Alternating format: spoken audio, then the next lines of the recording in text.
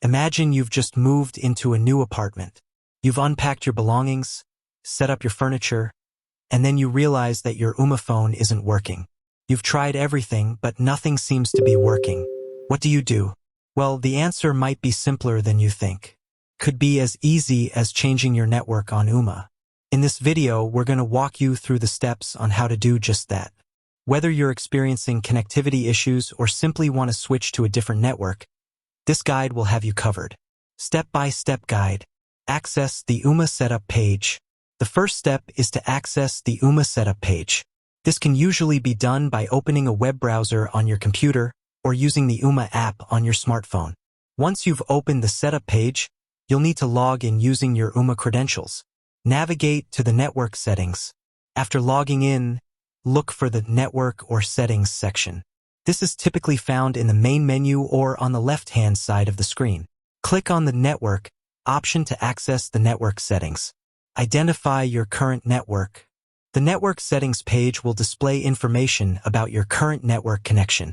This includes the network name, SSID, and the type of connection, Wi-Fi or Ethernet. Make sure that the displayed information matches your desired network. Change the network.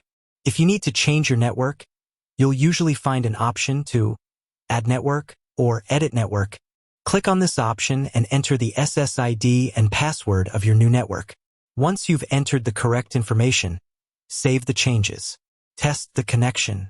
After changing the network, it's important to test your connection to ensure that it's working properly. Try making a call or sending a message using your Ooma phone. If everything is working correctly, you should be able to connect without any issues. Additional tips.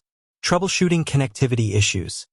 If you're still experiencing problems after changing your network, try the following troubleshooting steps. Restart your Ooma base station and router. Check if your network is experiencing any outages. Ensure that your Ooma base station is within range of your router. Verify that your Ooma base station is using the correct wireless channel. Security considerations. When connecting your Ooma phone to a new network, it's important to consider security.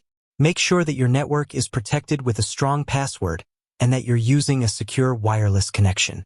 Changing your network on Ooma can be a simple process, but it can also be frustrating if you're not sure what to do. By following the steps outlined in this video, you should be able to successfully change your network and get your Ooma phone up and running again.